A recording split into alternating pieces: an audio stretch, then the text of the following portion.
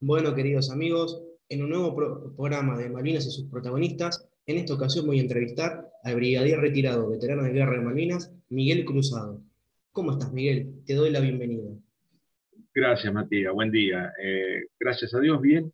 Y como hablábamos recién, agradecido por tu trabajo y realmente es un honor para mí poderte ayudar en algo y acompañarte en este desafío que tenés por delante en este proyecto, ¿no? Así que muchas gracias. Por favor, el agradecido soy yo. Me llenan tus palabras y, bueno, yo también te quiero agradecer por haber aceptado que te pueda entrevistar y para mí es un placer poder hacerlo. Gracias, ¿no? Un gusto, un gusto. Con gusto realmente poder acompañarlos en esto. Gracias. Bueno, para ir empezando, te pregunto, ¿en dónde naciste y cómo nació tu vocación de militar y de aviador especialmente? Yo soy nacido en la ciudad de Córdoba, Ujú. eh, en el febrero de 1955. Mis padres vivían allí, eh, de profesión ferroviario, mi papá, maquinista ferroviario en aquel Sí, entonces. Luego, por razones de trabajo de él, lo trasladaron a Jujuy, al norte, y después volvimos a Córdoba, pero yo ya me había venido antes para la escuela de aviación. Mi vocación eh, nace mi casa en Córdoba o la casa de mi padre, quedaba casi en la ruta de entrada, era el barrio Alta Córdoba. Entonces, toda la ruta que utilizaban en aquel entonces los aviones para ingresar al aeropuerto de Córdoba. ujú, Y nos veía pasar permanentemente. Y mi papá a veces jugando con mis amigos, qué sé yo, que venían a buscarme a mi casa, les decía en broma que me dice, ¿dónde está su hijo? ¿Qué sé yo? Mirá, ¿viste el avión ese que pasó? Ahí se fue Miguel, qué sé yo, y bueno, cosa de broma de padre a los amigos, y qué sé yo. sí, Y la verdad, un poco creo que fue por ahí donde empezó la cuestión, que empecé a prestarle mucha atención a los aviones. Y yo ya cuando me fui al norte, que fuimos, terminé la primaria allá, ujú, y cuando empecé el secundario ya tenía la idea de venir a la escuela de aviación.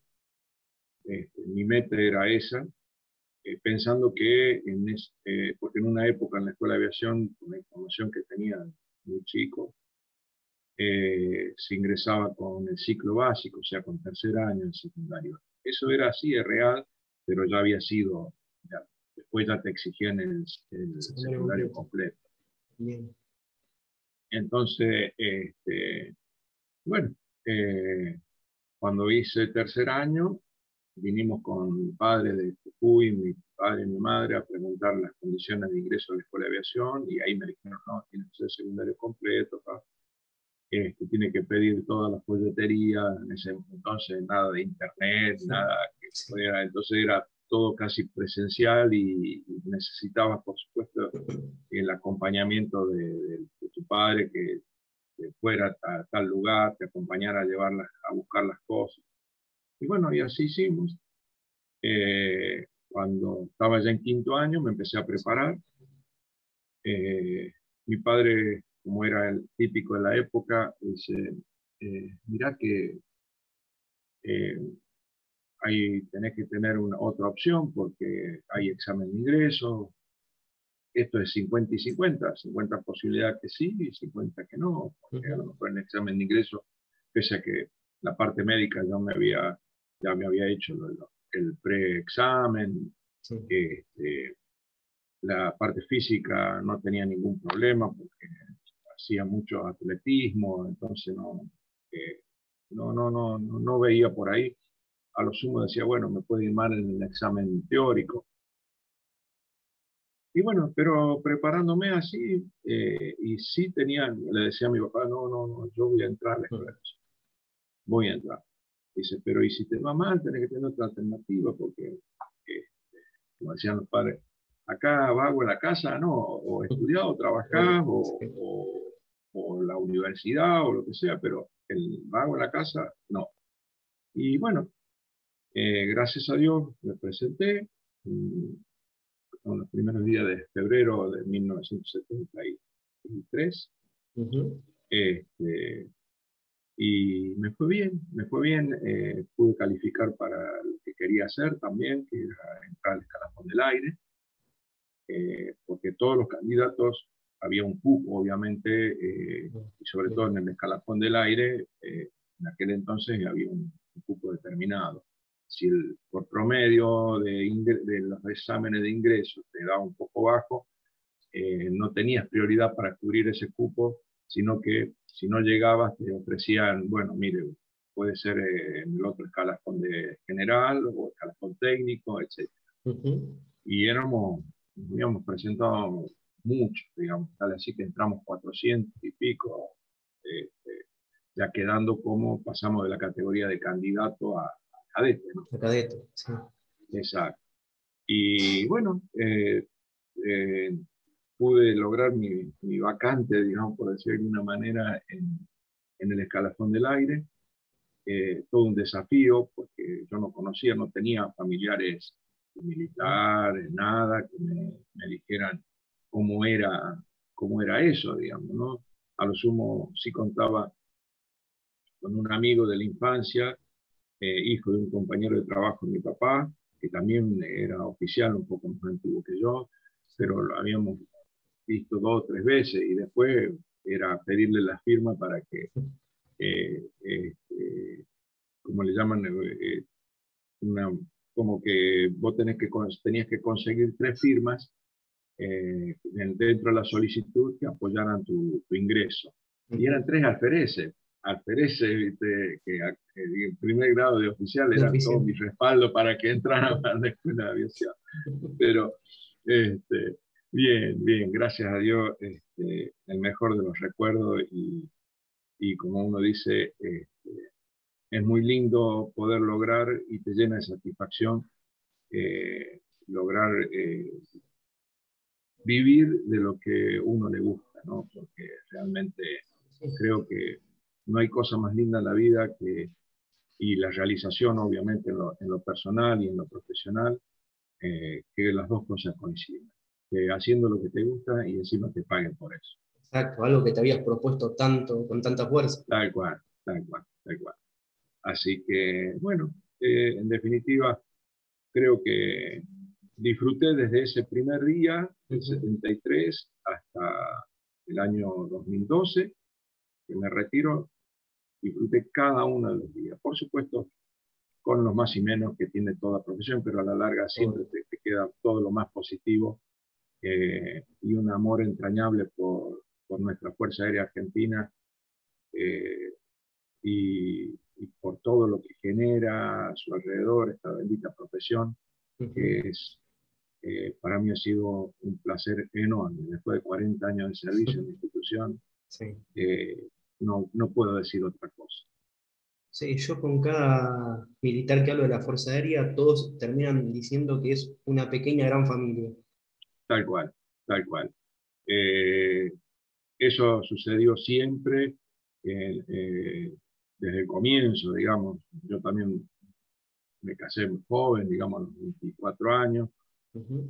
Para esta época, casi una locura, digamos, Sí. ¿no? Para los años que se viven.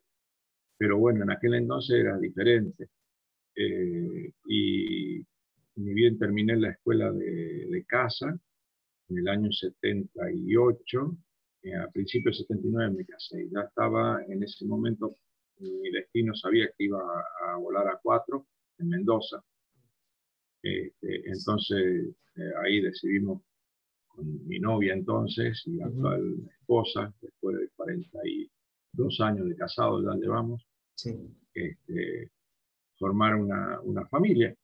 Y, y vivimos, toda mi familia estaba en Córdoba y bueno, nunca me tocó estar destinado en Córdoba, siempre estuve en Mendoza, Reino, eh, Reconquista, Buenos Aires, siempre en el interior, en las unidades y ahí es donde toma realmente valor y mucha importancia esa palabra de familia aeronáutica, ¿no? Porque uno cuando sabía que cuando estaba desplegado o estaba en comisión en algún lado, era el vecino de al lado que si le pasaba algo a sus hijos, Sí, la patrona sabía a quién recurrir, perdón, para que la acompañe a un médico o porque se golpeó, se lastimó, era esa permanente ayuda, una gran familia, una gran familia. Y ese es un recuerdo hasta el día de hoy, sigue siendo presente, que somos todos amigos, llamamos esto, sí, ¿qué te pasó? ¿Te puedo ayudar? ¿En qué estás? La verdad, eh, si no de otra forma no hubiera sido posible, porque es ujú, muy exigente el tema de los cambios de destino. Yo tuve casi 17 cambios de destino, entre, digamos, a veces internos y a veces con mudanza, la mayoría con mudanza, entonces que los hijos van y se van encontrando siempre con alguien que ya lo conocieron en otro destino, sí. y ayuda a la adaptación, al cambio de escuela y bueno, y obviamente también a uno que llega por primera vez, el recibimiento es muy importante porque te ayuda a entrar, a incorporarte rápidamente en un grupo familiar y seguir como si fuera desde siempre, ¿no? No te hace sentir tanto ese cambio de vida, porque aunque no parezca ir a otra provincia, es otro estilo de vida. Sí, tal cual, tal cual. La mudanza ya de por sí ya es traumática, Sí, ¿viste? Te llena mucho de estrés y bueno, a veces, que por ahí coincidencias o no, cuando los chicos a veces ya tenían que empezar la escuela y nosotros no teníamos la vivienda asignada y teníamos que estar esperando, ujú, y llegábamos a lo mejor el día anterior y a buscar en las cajas dónde estaba el guardapolvito, esto, aquello, porque sí, al otro día tenía que empezar las clases. Este, y bueno, forma parte del folclore, y de la vida que hemos hecho. ujú. Y bueno, indudablemente la compañera de vida también tiene que adaptarse Uy, y yo agradezco al día de hoy a ujú, mi esposa y todo ese gran esfuerzo porque en definitiva uno dice, la pucha, uno por ahí llegaba y al otro día tenía que estar a trabajar ujú. y te llegaba la mudanza o lo que sea y tenía que terminar ella de acomodar, llevar Sí, a acomodarse con los chicos en la escuela y todo lo demás. Así que, sí, tampoco es pero fácil. tiene su sabor agradable y a la larga creo que todos esos desafíos terminan siendo un lindo recuerdo y nada más. Y los hijos tienen amigos en todos lados, esa De es todos la lados, eso es verdad. verdad. Sí, sí, ahora mismo el más grande mío está en Reconquista, pues tiene amigos de todo, él le hizo, en Reconquista estuvimos 4 veces, Ujú, en Mendoza estuvimos 2 veces, bueno, en el Reino también tuve un tiempo, 4 años, ujú. así que bueno, todas esas cuestiones que enriquecen a la larga, creo que como todo tiene un equilibrio, ¿no? Lo que por ahí te quitan, te lo dan de otra forma y Exacto, con sus pros y sus menos, como es la vida en realidad, ¿no? exacto. No, no todo siempre es color de rosa. Tal cual, tal cual. Y una vez que vos hiciste los 4 años de la Escuela de Aviación Militar, después tengo entendido que es un año más de especialización en aviador de casa, En aquel entonces, nosotros egresábamos sin haber hecho el curso de aviador militar. como Eran 4 alférez. años de cadete nada más y salías como alférez raso, ¿no? Ujú, sí, Sin la especialidad de aviador. Entonces ya en la escuela de aviación te quedabas un año más a ujú. hacer el curso de aviador militar en el primer año de alférez. Y ahí es cuando te dan las famosas alas. Exactamente, hacías todo el año completo, Sí, una cierta cantidad de horas que estaban en la currícula, empezando a volar Mentor como ujú, avión básico, sí, Morán Sunier en la segunda etapa, y bueno, y ahí te calificaban y en aquel entonces nosotros fuimos un grupo grande a la Escuela de Casa Mendoza, ¿no? Eh, Y bueno, ahí sí es el segundo año de alférez, también un curso todo el año en donde Ujú. hacías el curso de estandarización para procedimientos de combate, que se llama, ¿no? El nombre del curso. También a través del año, Sí. un año completo, ahí es en Morán Sunier, y bueno, ahí también calificaban y te iban mandando a las distintas unidades. Yo tuve la suerte de quedarme por primera vez, quedábamos alfereces, Sí. era la primera promoción que nos quedamos a volar a 4C, era en ese momento hacía poco de incorporado a la fuerza, Ujú. porque habían terminado de llegar un par de años antes. Los armaban en Río Cuarto y el destino de los aviones eso era la Cuarta Brigada Aérea, Sí. así que nosotros fuimos los poco privilegiados, diciendo los primeros alfereces en volar, porque había toda una mística también que Ujú. para volar el C primero tenías que ir a volar a El- 4B y eh, todas esas cuestiones, pero bueno, nada, son cosas de, de, sí. de esa mística nada más que, pero en definitiva quedamos varios de la promoción ahí, ¿Qué y promoción es? 42, 42. 42. Y esto en qué año sería? El año 79 empezamos a volar A4C en Mendoza. Ah, bien. De tu promoción, la 42. Después te tocó compartir las vivencias de Malvinas con compañeros, Sí, casi todos. casi todos. Porque la mayoría que estábamos en la especialidad de casa, Ujú. nos tocó como numerales o jefe de sección. Al año estamos llegando ya al 82. Sí. Bueno, yo estuve en 79, 80, y después 81 ya me mandaron a Reconquista, y empecé a volar Pucará como instructor, y en el 82, bueno, fuimos a Malvinas. Entonces estábamos en la parte a full, digamos, por decir de alguna manera, Ujú. en, con la especialidad de combate, y todos casi en etapa 3, o sea, de aptitud de combate en los distintos sistemas de armas. Tal así Entiendo. que tenía compañeros en Mirage, en Dagger, perdón, en Dagger, Sí. tenía en A4B, A4C y Pucará, digamos. Sí, Se sí. re- Y, la y a promoción todos nos tocó, se repartió. sí, sí, sí, a todos nos tocó la cuestión de la guerra, digamos, ¿no? La Entiendo. mayoría de los que estábamos en las unidades de combate, a todos a la guerra. Bien. Entonces vos allá a la brigada de Pucará llegaste en el 81, me dijiste. El 81. ¿Y cómo fue Y, pasar de volar una 4C al Pucará? Porque son aviones completamente distintos. sí, pero en el fondo haces lo mismo, digamos, porque el Pucará en la parte de su sistema de armamento es muy, muy parecido en todo, tal así que tira los mismos cohetes, las mismas bombas, Sí. los cañones, si bien son de 20 milímetros, en aquel entonces A4 también tenía de 20 milímetros, pero sistemas diferentes. Ujú. Pero después era a la velocidad, esas cosas que...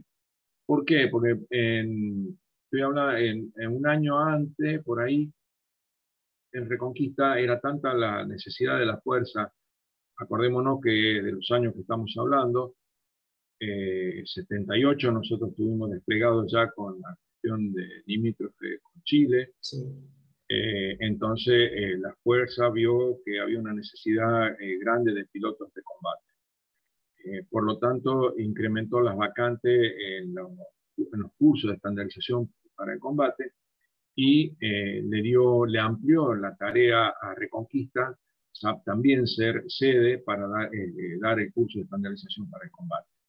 Entonces también necesitaban instructores en Reconquista, y ahí es que fuimos, en ese momento Reconquista tenía aproximadamente casi 40 aviones. Ujú. Entonces había un escuadrón operativo y un escuadrón de instrucción en donde se impartía el curso de estandarización de procedimientos para el combate, ¿no? Entonces Nosotros llegamos, el primer año hicimos la adaptación a la unidad, con distintos cargos, etcétera, y el segundo año ya estábamos de instructores de vuelo en Reconquista, que fue en el año 82, y ahí nos fuimos después en abril ya para Comodoro primero y después a cruzar a Malvinas. Perfecto. Ahí en el 82 te voy a hacer dos preguntas. Primero, ¿qué grado tenías? Y segundo, dentro de la brigada, ¿vos cumplías un rol de combate específico? En el 82 mismo, Sí, en el 82 yo era teniente en el segundo año. sí. O sea, me quedaba todavía, perdón, en el Ujú. tercero. Porque yo ya había, de teniente en el primer año en Mendoza, había sido jefe de sección e instructor de vuelo de A4C Ujú. a fines del año 80. Y ahí cuando ya me fui, volábamos muchísimo, Sí. estábamos muy bien adiestrados, y entonces las etapas venían muy rápido por la experiencia que uno acumulaba, y iba creciendo en tu formación como piloto de Sí. distintos sistemas de armas. Así como crecíamos, era también la incorporación de gente nueva a los sistemas, entonces había un reacomodamiento permanentemente de un lado y necesidades que surgían en las unidades de pilotos de combate. Por lo Ujú. tanto, como te decía, se crea la escuela de caza también en Reconquista y ahí me destina. Y en el 82 yo era teniente en el tercer año, o sea, mi último año de teniente, Sí. instructor de vuelo y jefe de sección.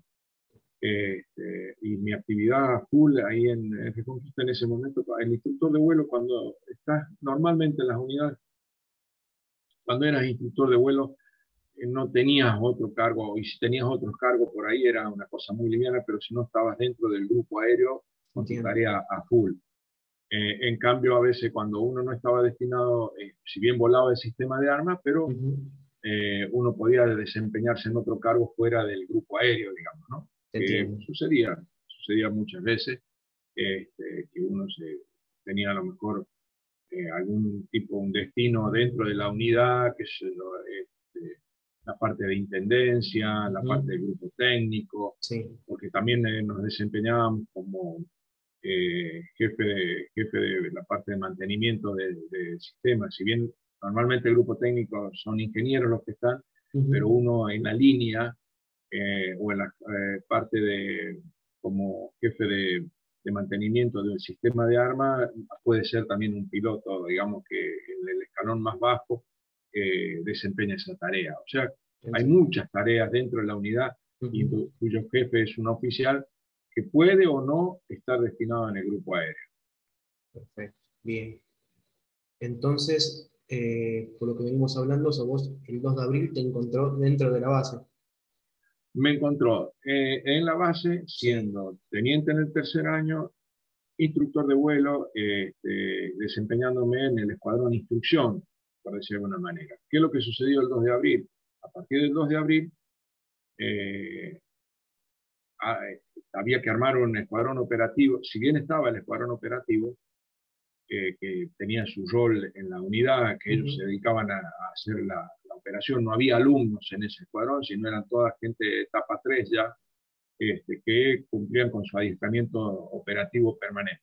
Sí. Entonces, en el año 82 lo que pasó es que él, cuando se designa al jefe de escuadrón operativo que tenía que desplegar con 12 aviones al sur, primero se van 4, el mismo 2 de abril, y los otros 8 había que armarlo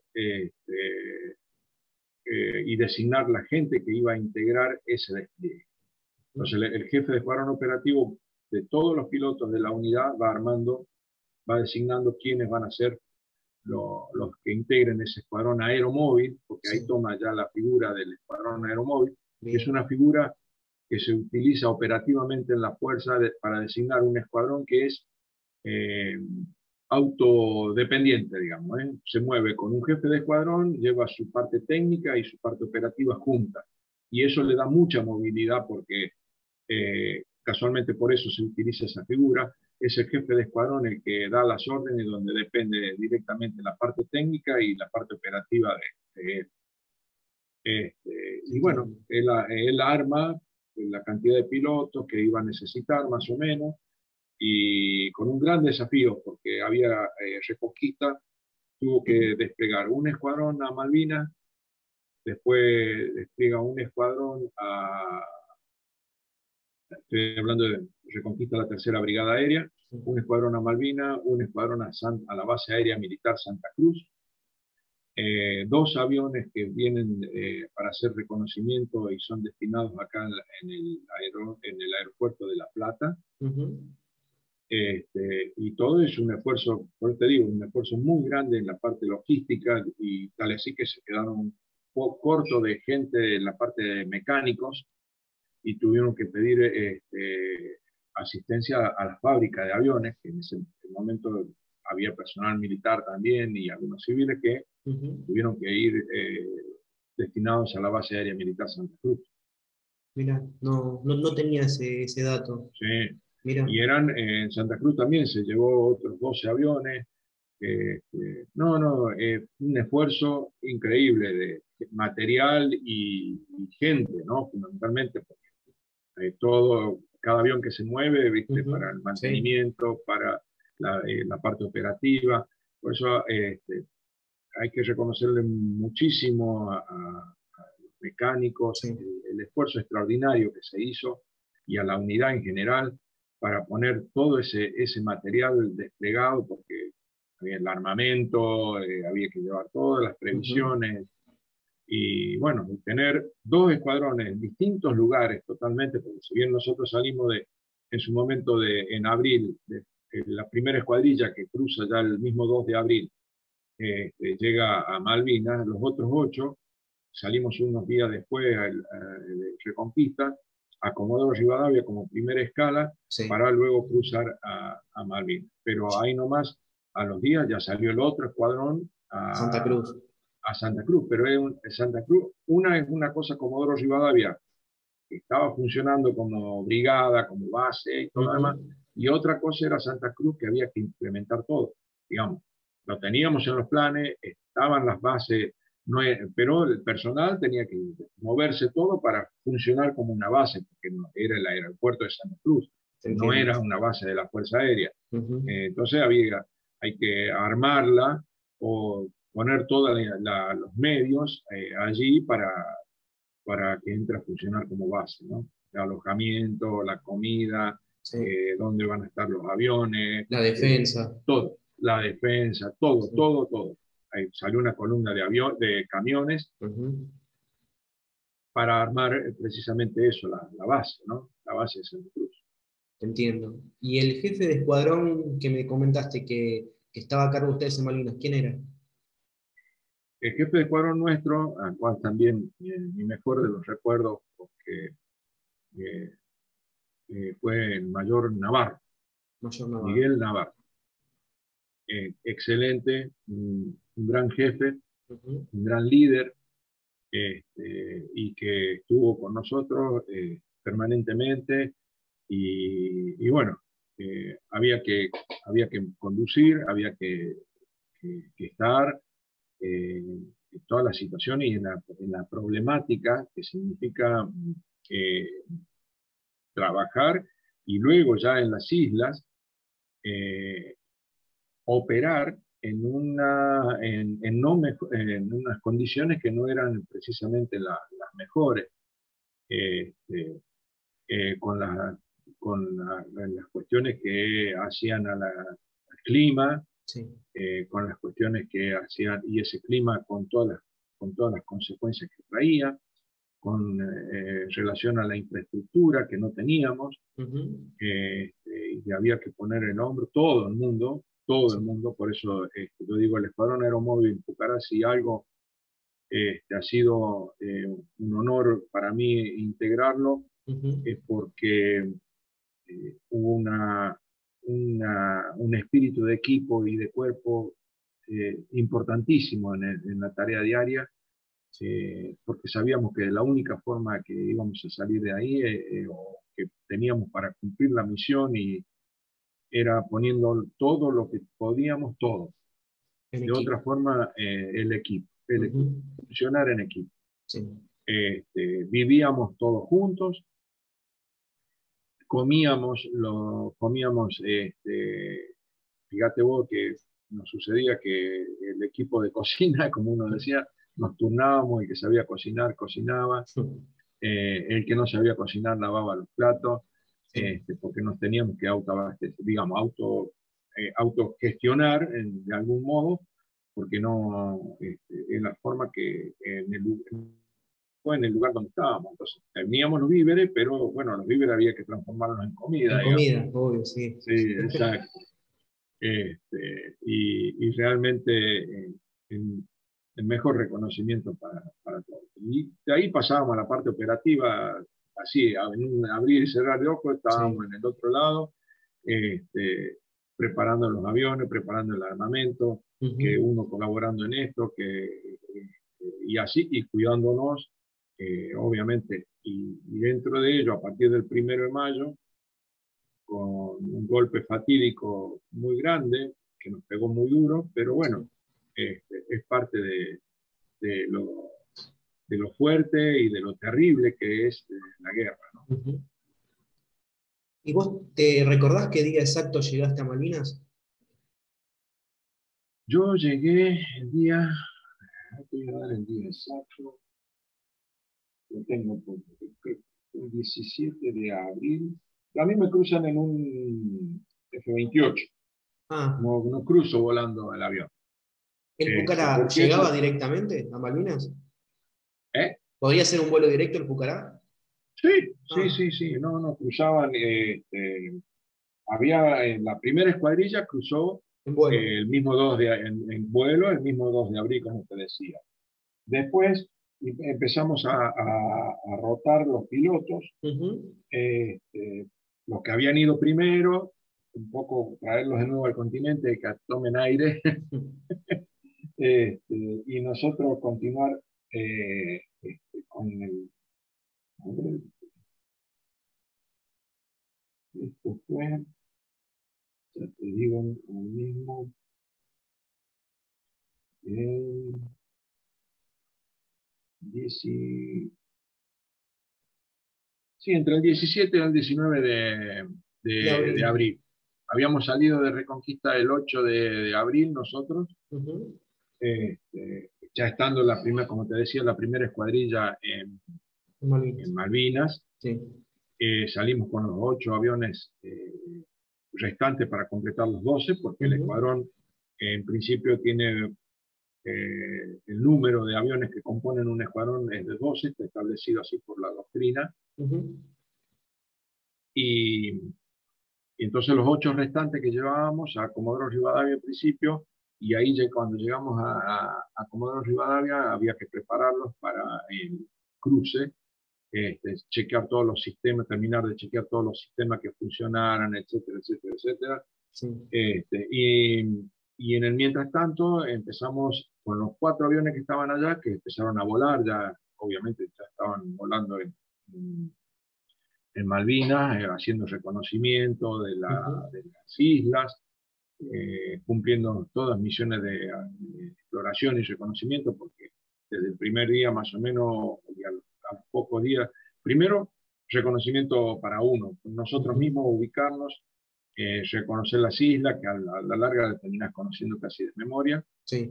Este, y segundo, también porque siempre teníamos por ahí la información, después ya a mediados de abril, como que podía haber algún tipo de movimiento de fuerzas especiales Ujú. o que esas cuestiones medias que uno tiene que ir y chequear a ver si hubo un movimiento, si hubo en alguna playa nos llegaba algún tipo de información y teníamos que ir y corroborar.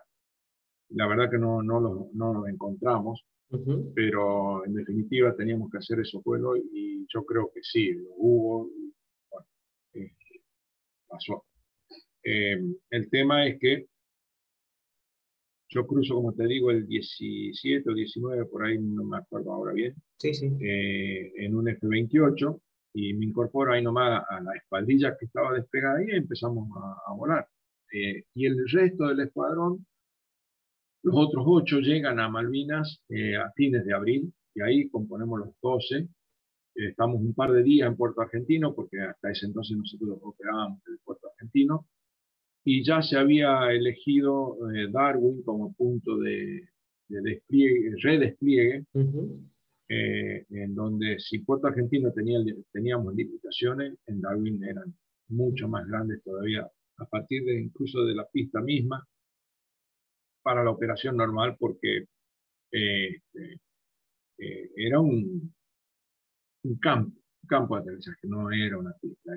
Por ahí creo que te deben haber mostrado alguna foto por ahí de Darwin, Sí, y realmente no eran las mejores condiciones para operar. eh, pero bueno, era lo que había, lo que y había. ellos, los ingleses, la utilizaban ahí con un avioncito, un Islander, que hacían el Ujú. correo interno de las islas. Este, y ya con un avión como Pucará, más pesado, con el armamento y con el peso de combustible, Se si complicaba. bien el Pucará está preparado y es un avión, si no hubiera sido Pucará no hubiera podido operar tampoco de otra forma, porque pese a ser un avión duro, Ujú. para bancarse determinadas condiciones de operatividad, nosotros lo usábamos acá operando en cualquier terreno, en una estancia, aterrizábamos y demás. Sí, Este, pero Malvinas es una particularidad porque con la humedad y la turba hacían que muchos días de llovizna, mal tiempo para sí, esa época, y la turba se transformaron en un problema serio, entiendo. que nos impedían, eh, que llevaban, digamos, a poner a prueba extrema el tren de aterrizaje del avión, digamos, y así fue que perdimos varios aviones por rotura de pata de tren. Ah, mirá, o sea que se queda clavada en el terreno y se rompe Se el va tren. enterrando, fundamentalmente era con la rueda de nariz, Sí, que si bien es una rueda ancha, porque está previsto para terrenos así no preparados, sí.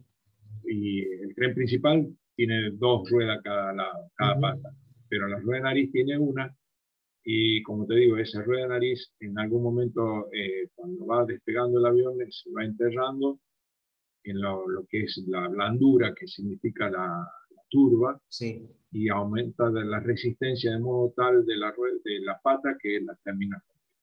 Y ahí es cuando se clava el avión en el suelo, ¿no? es que, Gracias a Dios sí. no hemos tenido ninguna pérdida de vida de Ujú. alguien. Lo más complicado, bueno, se clavó en la carrera de despegue y Y quedó ahí, se, y pero se paran las operaciones. se pararon las operaciones, que eso fue Sí. particularmente el 1 de mayo.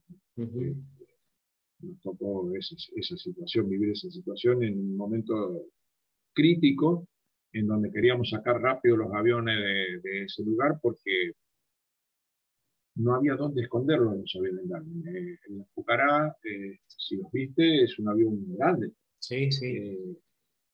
eh, perfilado en el horizonte, donde no tenés ningún lugar donde esconderlo. No, Son blancos fáciles. es un problema, se transforma en un blanco fácil Ujú. para un avión que está viniendo a atacar. Así que la única defensa que teníamos nosotros, más allá de la dispersión de los aviones en el campo, Sí, era sacarlo de ahí. Había que sacarlo. Sí o sí tenía que salir y sacarlo de esa exposición, que era como un tiro al pichón casi.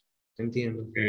Entonces uno tenía que sacarlo lo más rápido posible. Y bueno, en esa situación nos sucedió esto con el tercer avión que iba a despegar, que era el Capitán Brunner, el 1 de mayo, y Sí. bueno, y quedó ahí en la pista, teníamos que correrlo sin los medios, ahí era casi toda fuerza Ujú. y empujando, buscándole la vuelta hasta que sacarlo de ahí y buscar nosotros una nueva franja donde pudiéramos despegar, Sí. y ahí aparecieron los 3 Harrier y nos hicieron el desastre que nos hicieron.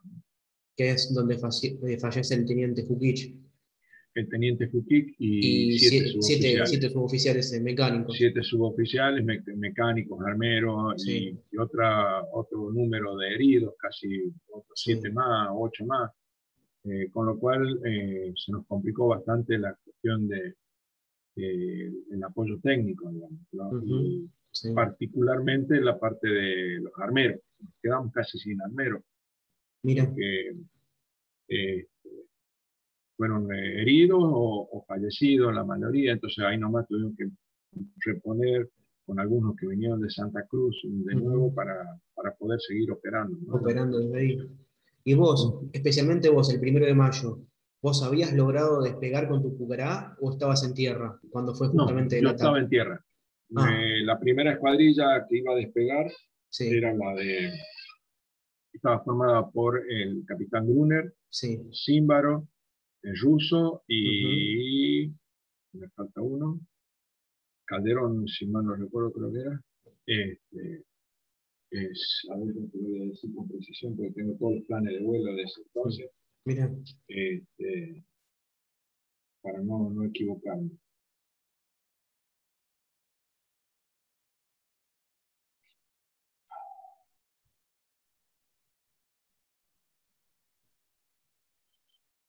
Sí, este, Calderón era Calderón.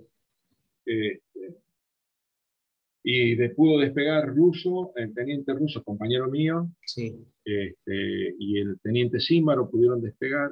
Ujú, Brunner y el numeral de él no pudieron despegar cuando se le quiebra la pata de la rueda de nariz sí. y queda ahí en la pista. Y ahí empieza toda una movida para sacarlo. Porque hay que recordar que también en ese momento estaba todavía primeras luces, casi Ujú, penumbra. sí. Entonces habíamos improvisado un tacho de 200 litros con unos bochones, Ujú, tipo, viste, para poner fuego. sí. Entonces, a la mitad de la pista habían puesto dos, lo cual implicaba, te daba la sensación de por dónde era la pista, y al final uno. Uno, está bien. Claro, para que ahí, pero estamos hablando de 450 metros de pista, ¿no? Ujú, No teníamos más que eso. Era el campo lo que nos brindaba de algún modo. Tuvimos que alivianar un poco de armamento sí. para ponerlo más liviano al avión, Y poder despegar. poder despegar y que no se nos enterrara. Ujú, Las dos cosas. entiendo. Este, y bueno, y ahí, buscando esa franja, empezamos primero era sacar el avión que se había accidentado, Sí. y empezar a buscar una franja. Y ahí ya se designa una nueva escuadrilla, que estaba el capitán Benítez, Tuquí, Ujú, Bres, y había otro más que no recuerdo en este momento, ujú, que eran los que tenían que poner en marcha y tratar de despegar nuevamente. Había que sacarlos de ahí. sí. Y en ese interín que estaban poniendo en marcha fue el ataque de Jara. Por eso a Y bueno, Fukich lo ahí agarran arriba del avión, ¿no? lo agarran subiendo al avión y exactamente. Y a todos los Este, mecánicos alrededor. y todos los mecánicos alrededor. Porque todo el mundo, como te digo, colaboraba. Sí. Bueno, uno aprende con la experiencia. Ujú, Obviamente luego sabíamos que alrededor del avión tenía que estar la menor cantidad de gente posible entiendo. cuando iba a poner en marcha. Lo que pasa es que en ese momento era, como te digo, era colaborar todo el mundo, tratar de hacer, nadie podía quedarse quieto y mirando qué es lo que estaba pasando, sino tratar de colaborar. Entiendo. Y en eso la experiencia fue cruel, porque bueno, nos pasó lo que nos pasó con todo el personal herido, y aparte, Ujú, con tan mala suerte que el avión de Juquí estaba cerca de lo que era el lugar donde se juntaban los suboficiales también. Había una ah, carpa sí. que teníamos por ahí cerca, y entonces en la onda expansiva de Juquí y que afecta a todo eso, Ujú. con suerte que no hizo más daño. Podría haber sido un Fue desastre mucho mucho peor. peor, Sí. mucho peor.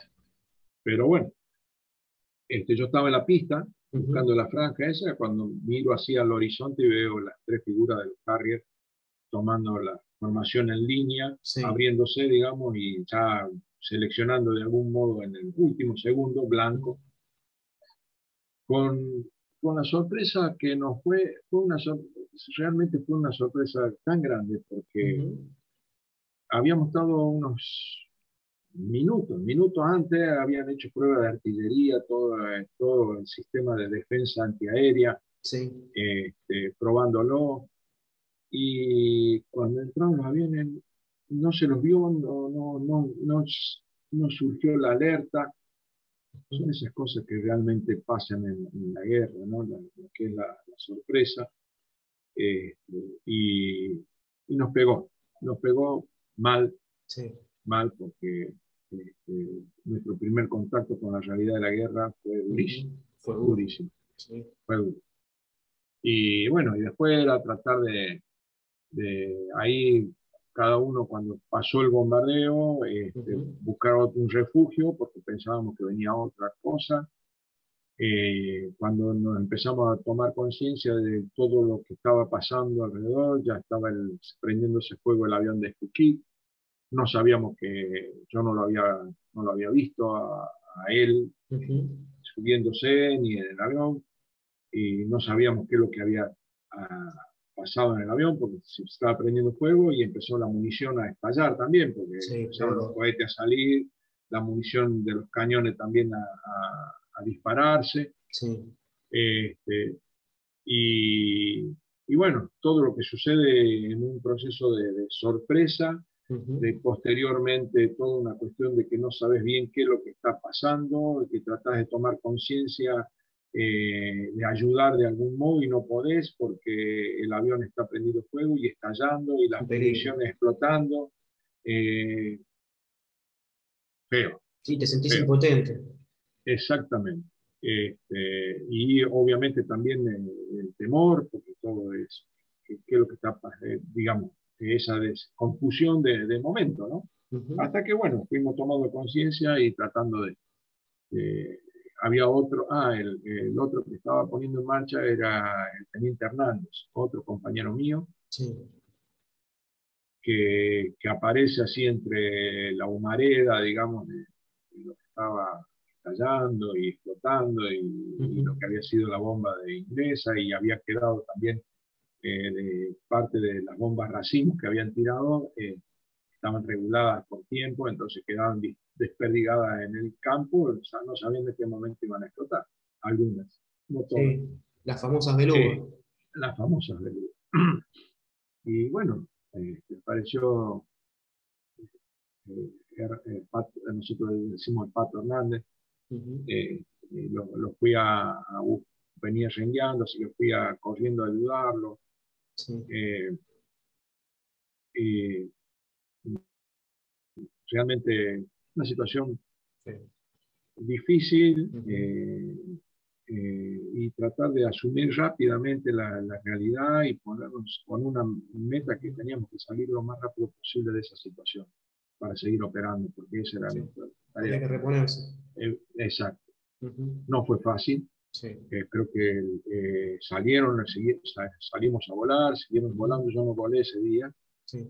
Se desplegaron los aviones a Bahía Elefante o la estación aeronaval Calderón, que le llamaban. Sí, en Isla Borbón. Exactamente. Sí. Y bueno, los que quedamos allí era tratar y a la tarde era una cuestión de información tras información. Sí. A la tarde nos llega la de puesto comando de Puerto Argentino la información de que podían intentar un desembarco los ingleses por el istmo de Darwin.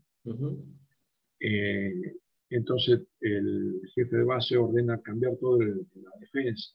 Pasó la artillería antiaérea a hacer casi defensa terrestre, porque había que esperar ese posible desembarco. Y nosotros pasamos a ser infantería, agarramos fusil y a prepararnos a ver qué es lo que iba a pasar. Y ¿Qué así pasaba? Exacto, toda la tarde, noche, esperando a ver qué podía llegar a suceder. Y no pasó nada. No pasó nada porque, bueno, durante la tarde del 1 de mayo Ujú. habían atacado ya las fuerzas aéreas desde el continente. Sí, Y bueno, entonces los ingleses medio que se alejaron también eh, y, y tomaron conciencia de que no iba a ser tan fácil. Yo no sé si ese primer día, pero se empezaron a tomar el recaudo que no era tan fácil el tema, no iba a ser un paseo que iba a pasar. exacto. Este, y bueno, eh, al otro día ya más repuesto Ujú. y empezar obviamente con focalizado en la cuestión de que había que seguir operando, Sí. que era lo que teníamos que hacer, y empezamos a ver las situaciones, siempre pasando de alertas rojas, había que Ujú. despegar los aviones, sacarlos, etcétera, de ahí, siempre con la misma, y por ahí también alguna que otra misión de reconocimiento, ¿no? ¿Te tocó hacer alguna voz de reconocimiento? Sí, sí, sí, sí. Yo volé 6 o 7 misiones desde el 1 de mayo en adelante, ¿no? Antes había volado ya Ujú. bastante, bien, a partir de que llegué hasta Sí. fines de abril, y después durante ya el conflicto en sí, desde el 1 de mayo también tengo 6 o 7 salidas, algunas que son, casi todas son de exploración y reconocimiento. En Uno algún. salía Sí. para Ujú. hacer exploración y reconocimiento, aunque también por ahí para sacar el avión de la pista, De ¿no? la Del pista, estadio. se entiende. Sí, las dos cosas. En Pero alguna de esas misiones de reconocimiento, ¿encontraste algo que te pareció raro o te haya llamado la atención? no, No. no, no, no. Algunas veces salíamos en sección, la Ujú. mayoría de las veces. Sí. Una de ellas me tocó salir 2 veces solo, Ujú. porque era el último avión que quedaba, Sí. y entonces me ordenaban salir solo, Ujú. pero no, no encontré nada. No, no encontré nada. Y antes de entrar un poco más en detalle de lo que fue del 27 en adelante, para que nos pongas en panorama, el Pucará como en forma de armamento, porta bastante, ¿no? Tiene una buena capacidad Sí, de fuego. sí, muy buena, muy buena. Es un avión que en distintas configuraciones de armamento puede tirar cohetes, bombas, tiene, recordemos que tiene 4 ametralladoras, 7,62, Sí, 2 cañones de 20 milímetros. En la configuración de cohetes, que es la más común que utilizábamos allá, sí. podía llevar, este, nosotros lo utilizábamos con un tanque en la estación central, un tanque de 318 litros Sí. de combustible y 4 coheteras, 2 en cada pilón de las alas. Ujú. Eh, Ahí te dan una idea que son 19 cohetes por cohetera para tirar. Tanto. Eh, y si no, puede utilizar también, en vez del tanque en la estación central, puede Una llevar cohetera. 3 coheteras más. Entonces son 5, 7 coheteras de 19 cohetes 19. cada uno. No, es un Es poder de fuego tremendo. una ¿Qué cosa, son? no, hay que verlo tirar todos los cohetes juntos. Esas coheteras son las LAU. Sí, el Lau Ah, 60, LAU 60. Ah, bien. exacto. Y el cohete es el par, con Bien. distintas cabezas. Tenía cabezas perforantes, cabeza Ujú. de propósitos generales, Sí, y bueno, uno lo utilizaba muchísimo. Era el armamento más común más que común. usábamos en la CIA. ¿Y ustedes, en cantidad así de misiles, tenían una buena provisión? Misiles, no. Perdón, Cohetes, cohetes quise decir.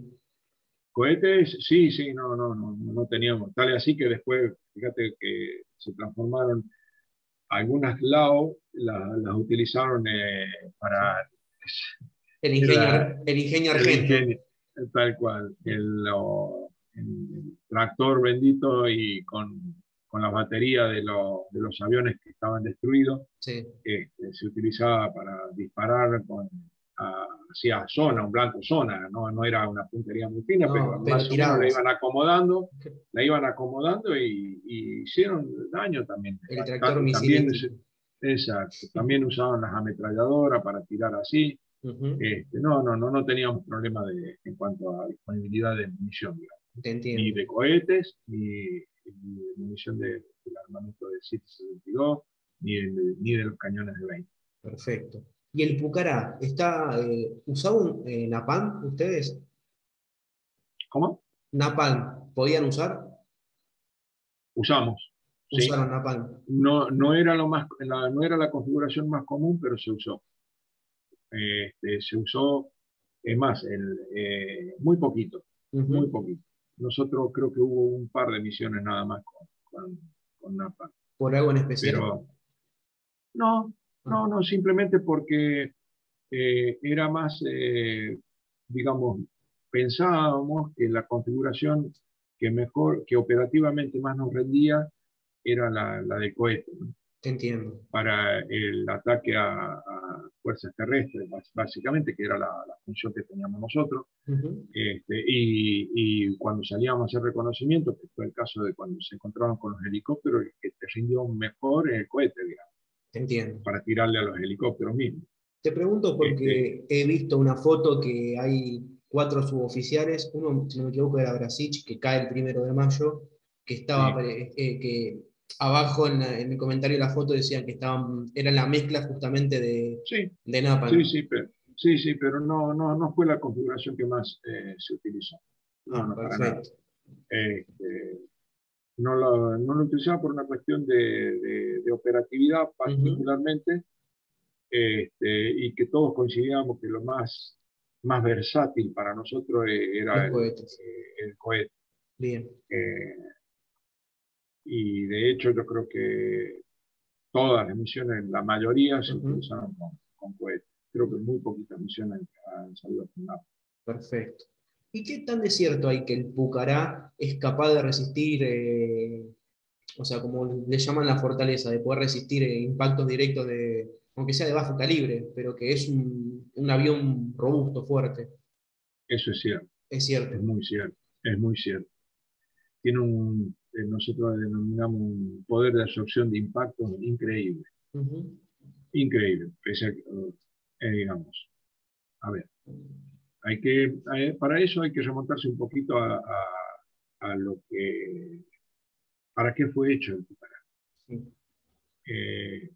Todo avión tiene una finalidad o digamos, está fabricado para determinados tipos de objetivos. Ujú. En el caso de Pucará, fue básicamente un avión antiguerrilla, digamos, que se Sí. utilizaba en aquel momento, y que se supone que en un campo en un teatro de operaciones, perdón, en un teatro de operaciones donde hay armamento de baja intensidad. Ujú. Por eso también no era necesario tener un avión de gran velocidad para ese tipo de De teatro de tarea. operaciones. Sí.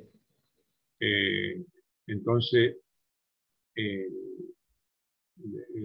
el armamento te permitía de algún modo tirar, y también tiene, por ejemplo, parte de la cabina, toda la parte baja de la panza del avión de la cabina, hasta la altura más o menos al costado, un Sí. blindaje que soporta 7,62, impactos de munición de 7,62.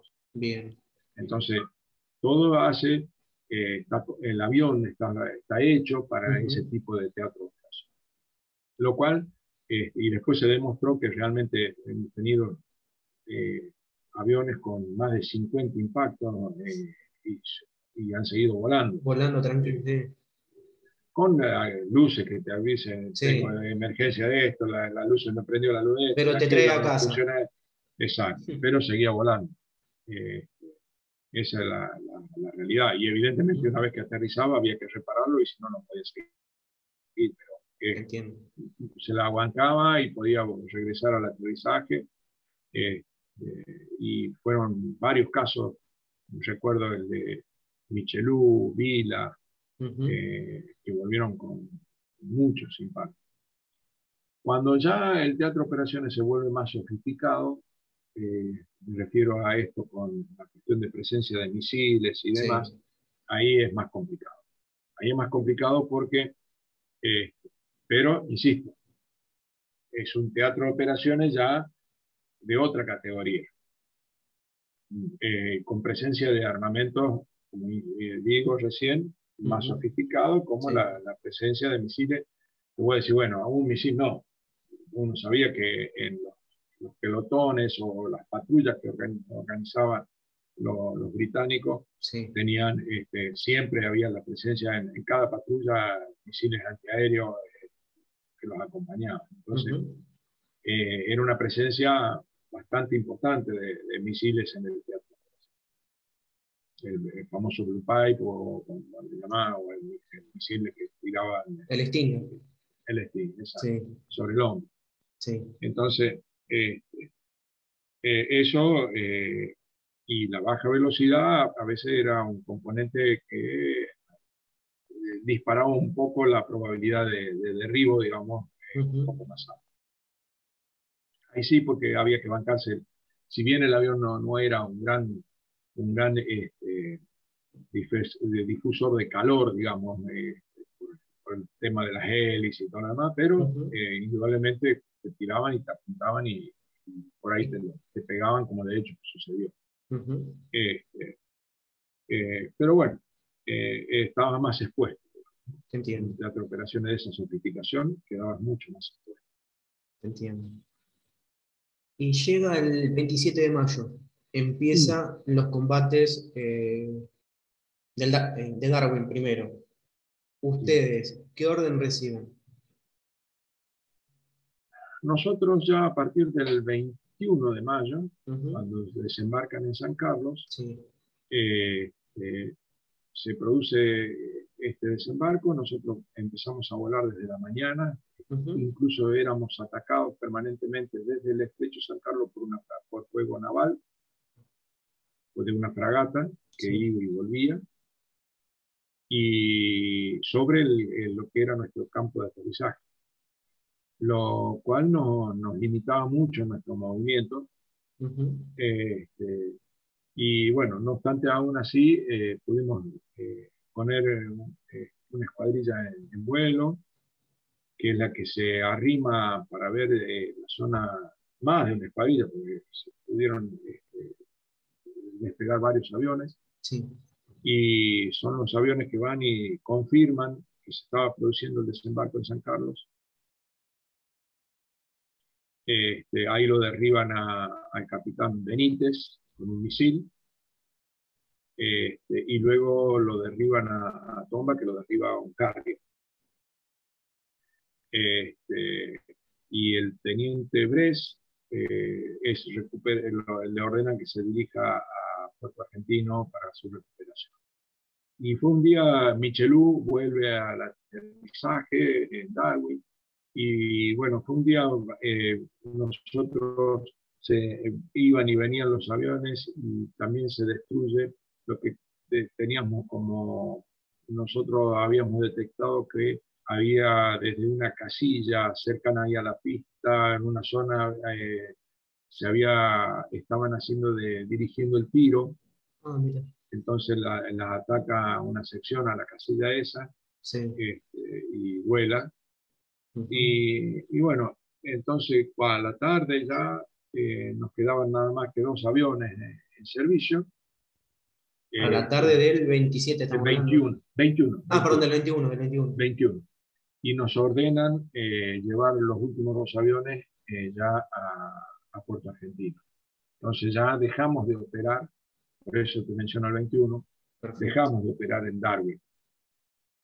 Si bien queda gente nuestra del escuadrón perteneciente al escuadrón aeromóvil en Darwin, la idea era en algún momento que si no podíamos aterrizar en Puerto Argentino, pudiéramos seguir utilizando Darwin como alternativa. Pero ya el escuadrón en sí no operaba desde Darwin, porque se suponía que los ingleses iban a ir a Darwin primero, y entonces no podíamos seguir dejando los aviones allí. Yo esa tarde con Jiménez me llevo los últimos 2 aviones, nos llevamos con él a Puerto Argentino, y ahí empezamos a operar desde Puerto Argentino hasta el final de la guerra. O sea que de los 12 aviones quedaban 2 nada más. 2. ya no eran 12 porque habíamos recibido en el medio, Sí. habíamos recibido una escuadrilla más, o sea, ya andaban por los 16 más o menos. Había el 15 de mayo aproximadamente, ya nos habíamos quedado con una dotación bastante disminuida, ya Sí. sea por aviones rotos por munición, rotos por las patas de tren. En Borbón también se nos quedó un avión. Luego, el mismo 15, habíamos recibido el ataque comando San de Borrón. Borbón. Creo que ahí se destruyeron 6 o 7 Pucará. No, fueron 5, creo. Ah, Cinco. 5. Ah, está bien. Algo, creo que no tengo Sí. bien el número en este momento, pero no llegaba tanto. De todos modos, eso disminuyó Bastante. notablemente Sí. la capacidad operativa y el número de aviones. Por lo tanto, el mismo 15 recibimos 4 aviones nuevos que venían de Santa Cruz, más los pilotos. Sí. Y bueno, y el 21 ya nos llevamos los últimos 2 que quedaban hacia Sí. Puerto Argentino, más el que estaba del teniente Bres, que había ido a la mañana, quedamos 3 ahí para seguir operando. Pero el 27 de mayo, ya retomando, seguíamos cumpliendo algunas tareas de ahí, en el medio mal tiempo, bastante mal tiempo, porque era lo común. Sí. El 27 de mayo ya el escenario era Darwin casi rodeado, y empieza el 28 la batalla de Darwin, digamos. Desde la mañana temprano, con fuego naval, fuego terrestre, combate, y nosotros desde la mañana habían llegado ya el 27, llegan nuevos aviones desde el continente para reforzarlos a nosotros, ayudar a aumentar la dotación. Sí. Y, y empezamos a darle, el mismo 28 también llega otra escuadrilla de 3 aviones. Y bueno, desde la mañana temprano empiezan a sucederse distintas salidas para darle apoyo a lo que quedaba de nuestro en Darwin y tratar de parar el avance inglés. Evidentemente no se pudo lograr, hasta que el 28 a la tarde, yo salgo ahí, sí, la última misión que teníamos prevista, salgo con el primer teniente Michelou. Y bueno, y ahí, como digo, desde la mañana fueron 3 salidas, ahí lo derriban mejor dicho, tiene el accidente también Jiménez. Sí. Después, que posterior a que ellos atacan al helicóptero, Jiménez se lleva por delante una elevación, que es un Monte Blue, que se llama. ¿Cómo se llama el monte? Mont Blue. Ah, Blue. Y queda ahí. Él había salido con Simbaro, ¿no? Con Simbaro, salen a la mañana también y hacen el ataque, digamos, que era a darle el apoyo, pero se encuentran con los helicópteros ocasionalmente, sí. Los atacan, derriban uno y otro queda averiado, y le cuesta la vida a Jiménez porque las condiciones meteorológicas desde la mañana fueron malísimas. No teníamos más de 50 metros de techo aproximadamente. Estábamos, si bien volábamos a veces rasante, pero había a veces que en el caso de Jiménez, en su salida, y no lo de Símbaro se vuelve por abajo, Jiménez intenta, no sé por qué circunstancia, él se mete en la nube y bueno, dice, tengo que salir para arriba, y en esa salida arriba se lleva por delante el cerro. La montaña. ¿Por qué? Porque arriba tenía también uno dice, quedaba expuesto a las patrullas aéreas de combate de los ingleses. Pero bueno, creo que Jiménez la decisión que tomó fue salir por arriba por alguna circunstancia, y no, se ve que no tenía visibilidad o no alguna cuestión que lo llevó a tomar esa decisión y a subir arriba y a subir y ponerse en manos del radar nuestro. Me imagino que esa era lo que él buscaba para que lo llevara de nuevo a Puerto Argentino. Y ahí quedó, no volvió más. Hasta la tarde, en donde, bueno, salgo con Michelou, ya casi era la última misión por la luz, ya no íbamos a tener más luz y demás, sabiendo ya casi que Darwin era difícil De defender. de sostener, ¿no? Y de Mm. defender ante el avance inglés. ¿La misión de ustedes cuál era? La ¿Apoyo a misión las nuestra tropas? era reconocimiento, sí, Ah, reconocimiento, digamos, apoyo de fuego cercano que le llamábamos, porque ya sí. estaban eh, las dos líneas enfrentadas. Ujú. El tema, nosotros salíamos con algún tipo de referencia ya donde estaban los ingleses, que los ingleses estaban aproximadamente donde nosotros, era la pista nuestra que utilizábamos, había una escuela, y Sí. posteriormente estaba la zona esa del campo de aterrizaje que utilizábamos como pista, y Ujú. luego estaba el caserío de Darwin, en donde estaba el resto de la gente. Sí. Entonces, con esa referencia y habiendo nosotros estado ahí, conocíamos Ya bastante tenían la idea de dónde situación, estaban. así. Con esa referencia salimos a buscarlo. Nosotros vamos con Michelou, hace, hacemos nuestro ingreso a la zona, Ujú. muy bajo, porque no había otra alternativa, seguían los techos bajos, Sí. visibilidad por ahí media normal, chubascos, así, era muy típico de la meteorología en aquel entonces allí. Cuando hablas muy Y bajo, ¿a cuánto te referís? no, 20, 15 metros, no más de eso, porque Ujú. Es bajo. primero para defensa nuestra y a Sí. veces más bajo también, pegado al Ujú. terreno. Sí. Eh, y, y bueno, lo que pasa es que yo en el caso mío llevaba cohetes, tenía que Ujú. buscar ángulos, de algún modo tenía que levantar, en el caso cuando detectaba el blanco, Ah. levantar un poquito para buscar ángulo y tirar. Ujú. Michelou iba con bombas, Ujú. y entonces él podía pasar a lo mejor en rasante también. Pero bueno, pasamos, no divisamos nada, Ujú. dimos todo un rodeo nuevamente, Sí. y volvimos, y ahí Michelou hace su pasaje tirando.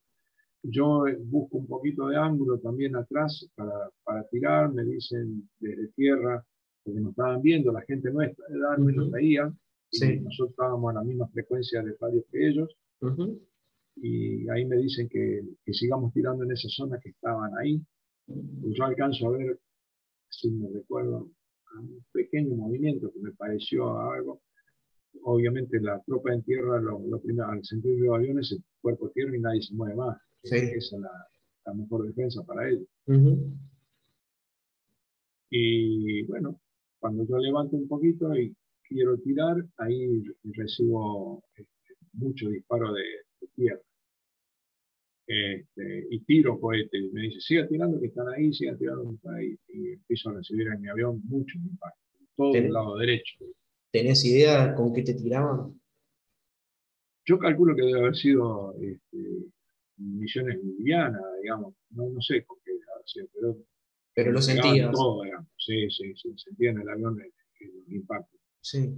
Y entonces trato de salir hacia el lado contrario donde venían los impactos y el avión no me responde.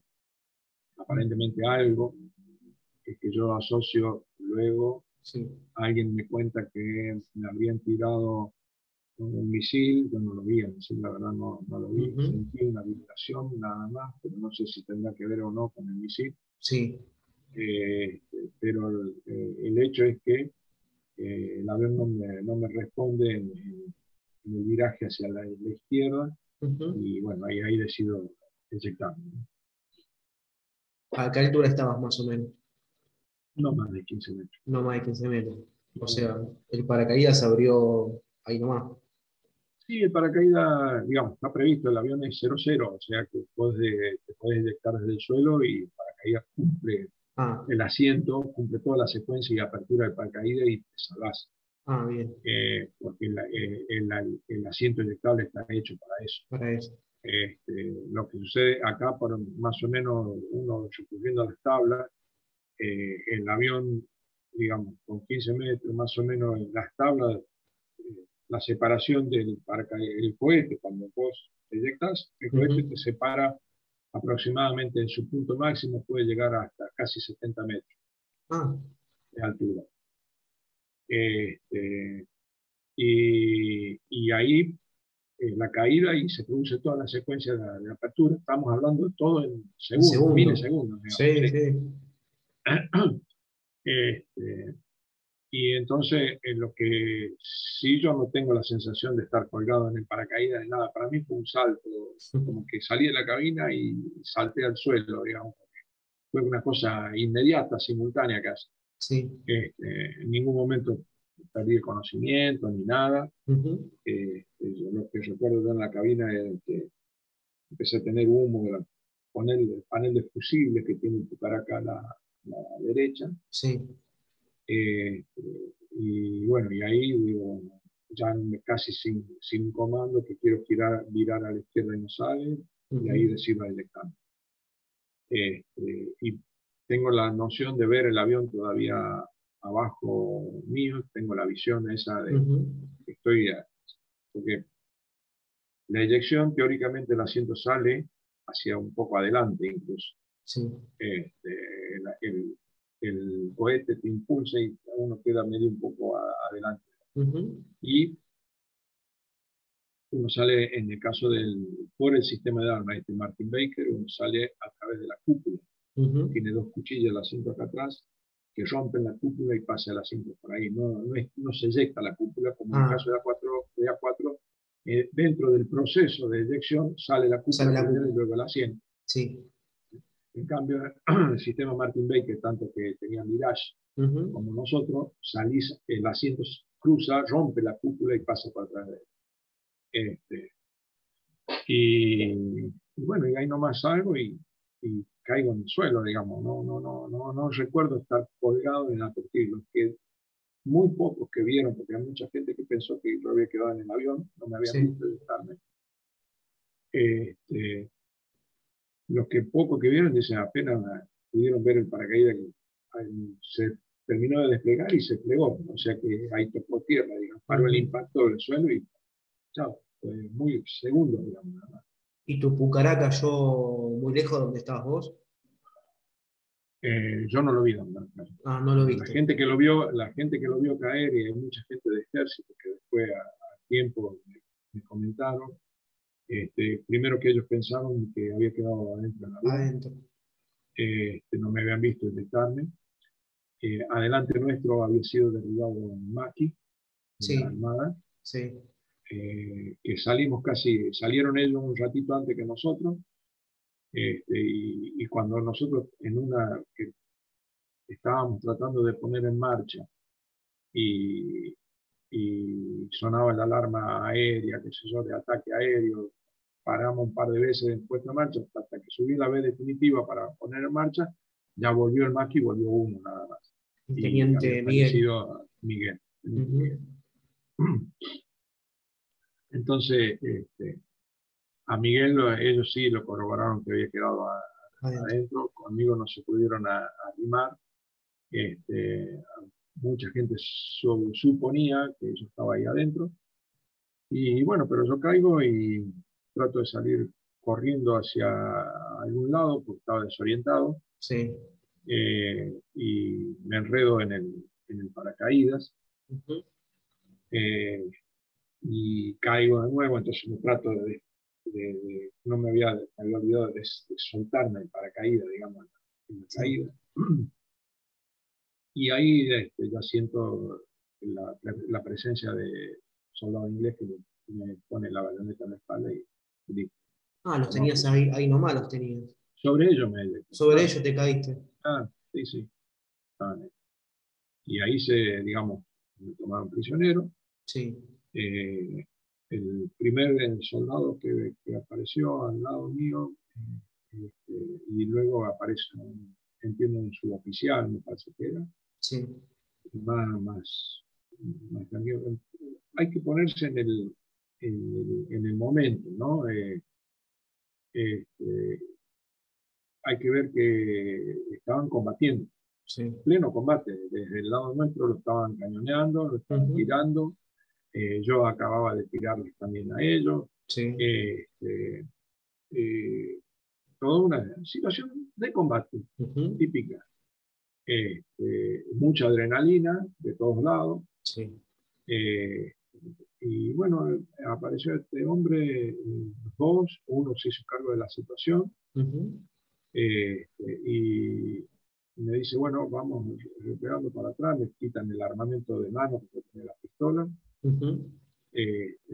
y empezamos, él trata de empezar a llevarme hacia la retaguardia. Y cada tanto, bueno, agachados, cuerpo a tierra, ellos sentían que venía un disparo de artillería o algo cerca, que iba a estar cerca, Sí. no, me hacía tirar cuerpo a tierra, él se tiraba al lado mío, y así fuimos saliendo hacia la retaguardia, donde ya había tropas nuestras, tropas argentinas del regimiento que estaban con nosotros, Sí. que habíamos estado hasta el 21 allí, ya estaban prisioneros. Sí, sí, y había mucha gente herida también, eso lo recuerdo. Nos hicieron, yo colaboré en el traslado de algunos heridos, heridos leves, digamos. Ayudamos ahí a trasladarlos. Los heridos graves estaban tratando de curar ahí en la campaña. Ya se hizo de noche también ahí nomás. Muy frío, la primer nevada esa noche. Y bueno, todavía recuerdo y me quedó grabado cómo se quejaba un herido nuestro, que yo no estaba aparte, pero a mí me separaron, me llevaron con un centinela, me habían puesto un poco más retirado del grupo de la gente del ejército. Sí. Y un soldadito nuestro que estaba herido y había tenido un fuego ahí cerca de ellos, de los heridos, y estaban tratando, ayudando a los médicos que tenían, se quejó de la noche, después se ve que falleció, ¿no? Confirmaron que a la mañana ya no amaneció, digamos, pues había fallecido en la noche. Eso fue un poco el final para mí de la guerra, ¿no? Entiendo. Ya pasó a hacer otro estamento y a cumplir un rol de prisionero, que no fue la mejor forma digamos, de volver al país, ¿no? No hubiera querido volver De otra manera. bueno, es lo que estoy agradecido también, obviamente, a Dios por la oportunidad, y que de algún modo acá estoy. Entiendo. Y ahora que tocaste el tema de prisioneros, ¿vos perteneciste a los famosos 12 del patíbulo o te volviste antes? No, no, no, yo no, no.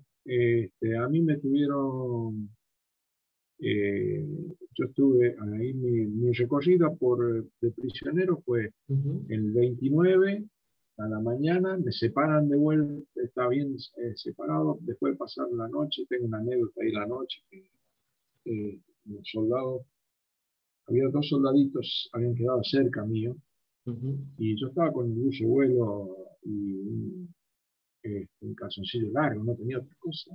Sí. Realmente estaba mucho frío y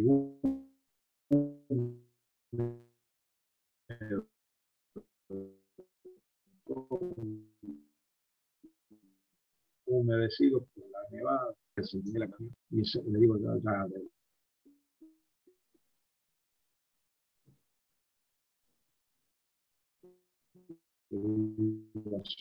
uno de los soldados, la medio, que sí, le digo, bueno, que sí. Y le digo, ¿sabes qué? No importa lo que te diga el centinela, tirate, ellos con su bebé y demás, tirate, si podés tirarte sobre las piernas mías, tirate, porque no las siento. ¿No lo sentí? Sí. Y sí, señor Isaín, nomás se tiró un cuerpo de tierra adelante. No dijo nada de centinela, se quedaron ahí y ellos cubrieron ahí las piernas y bueno. Y una anécdota que Sí. el agradecimiento a ellos, no sé quiénes son, pero mi agradecimiento eterno realmente por la actitud y esa cuestión que sale siempre de la nada, ¿no? Porque eh, se tiraron ahí nomás los dos y me ayudaron a Te pasar la ayudar, noche. La verdad, sin conocerte, la sin verdad. nada. Ni nada, ni nada. Y al Entiendo. otro día, temprano, apenas salieron las primeras luces, Ujú. empezaron a separar la gente que estaba en condiciones de caminar, me iban a trasladar caminando a San Carlos. Dijeron quiénes estaban en condiciones de caminar. Yo dije, yo puedo caminar. No, no, no, usted no. A usted va a venir un helicóptero y lo va a trasladar directamente a San Carlos. Bueno, yo me sentía mejor en el grupo. Ujú. Obviamente, estar en grupo con argentinos era Es otra cosa. Sí. anímicamente Ujú. me fortalecía. Cuando me separaban, medio que decía, ¿y ahora qué? La incertidumbre, crecía la incertidumbre a ver Sí. qué es lo que iba a pasar, a dónde me llevaban. Pero bueno, me suben al helicóptero, me llevan a San Carlos. Ujú. San Carlos me estaban esperando para hacerme un interrogatorio. Eh, y luego, que no tenía gran cosa que interrogarme, porque la verdad no había. Las cosas que insistieron era con la cuestión de las posiciones de los corredores de entrada y salida, que teníamos, Ujú. básicamente, principalmente los de entrada, lo que nosotros utilizábamos para nuestra aproximación a Puerto Argentino. Sí. Que eso cambia diariamente, o sea, Ujú. eso lo saben, nadie va a mantener siempre por muchos días la misma Las situación. mismas, sí. Claro, o sea, no insistieron mucho en eso y terminó básicamente eso. Me llevó, yo me recuerdo, un Master Sergeant García, que hablaba muy bien el español, era de Gibraltar, Ujú. que era el que se movía conmigo y de algún modo eh, mm, me fue llevando a los distintos lugares. Y ahí me dice, bueno, te voy a llevar a un lugar, cuando vas a estar un tiempo ahí, después vamos a trasladarte a un buque. Eh, y ahí me llevan a un lugar donde había mucho movimiento de ropa, de él, estaba sentado en un solo de Ujú. vuelta, no estaba con el grupo de prisioneros, siempre encapuchado. Este, y, y bueno, a la tarde viene él a buscarme, Ujú. tardecita ya, de noche. Perdón, antes de eso sucede ahí en el alojamiento ese, un lugar. este, Empezaron los soldados que pasaban, me veían, empezaron a dar las chanzas. ¿Viste? Yo notaba, estaba encapuchado, pero sentía Sí. esa molestia tonta, digamos, ¿viste? Pero en definitiva. Entonces este hombre vino, me sacó de ahí y me Ujú. llevó a un corral, ya con la intención de moverme a otro lado. Me dice, vamos a ir a otro lugar. Me sienta en una playita, yo calculo que porque sentí el agua cerca, el Ujú. mar, el oleaje, ¿viste? El movimiento del suave. Sí. Me sienta encapuchado ahí y bueno, siento que hay alguien cerca, un centinela o algo, no sé quién estaba. Ujú. Él me dijo, ya vuelvo a buscarte, vamos a ir a un bar. Y entre medio pasa una alarma de ataque aéreo, este, que es un ataque de los aviones nuestros. Sí. Y alguien me levanta y me tira contra un mamelón, digamos que yo después al tiempo me llega una foto que no sabía que existía, en donde está el mamelón, yo estoy sentado en el suelo en la playa. Eso ya hace poco, habrá 3 años atrás que me junto con esa fotografía. Ujú. Está el centinela inglés atrás, y está el mamelón donde teóricamente fue que me levanta el tipo y me pone contra el mamelón y él se tira también cuerpo tierra allí. Eso lo siento que pasa ahí por la alarma de ataque aéreo, ¿no? Sí. Nuestro. Y bueno, después vuelvo ahí a la playa y hasta que me busca nuevamente García y me llevan al Sir Percival, un transporte de tropa, Ujú. y ahí pasó la segunda noche. Este, Estoy un tiempo ahí, después bajo de nuevo ahí ya pierdo la noción de los días, Sí. no me acuerdo. Sé que duermo ahí en la segunda noche ahí en este Sir Percival, que luego juntan todos los prisioneros, me llevan al frigorífico en San Carlos, y luego somos embarcados en el Norland Hull, Sí. el ferry este, que finalmente sería el que nos trae a Uruguay el día 13 o 12 de junio. Y de Nos Uruguay. entregan, Sí. nos entregan en Montevideo, yo sin saber, porque no sabíamos dónde veníamos. Teníamos la incertidumbre, qué es lo que íbamos a hacer cuando se puso un día, casi todas las mañanas salíamos a caminar la cubierta del barco y siempre Sí. aparecía García, conversaba, contarme, y él venía y conversaba conmigo, se animaba. Recuerdo después asociando por las fechas, él me relata de que habían derribado un avión muy alto con un misil, y era el derribo del Lear, Sí. que sucede. Después yo no sabía qué avión era en ese momento, pero él me lo comenta. Como también me comenta que al otro día había sido un día muy negro para la flota, que fue el ataque Bahía Agradable, El 8. en una de las caminatas del 8 de junio, en esa caminata que hacíamos por la cubierta de buque. Dice, hoy ha sido un día muy, muy difícil para nosotros. Ah, sí, pero sí, muchos muertos. Es muy duro. Ah, bueno, lamento. En definitiva, una cuestión de caballerosidad, ¿viste? Sí. Bien, porque él me trató siempre con mucho respeto y obviamente yo también a él. Y luego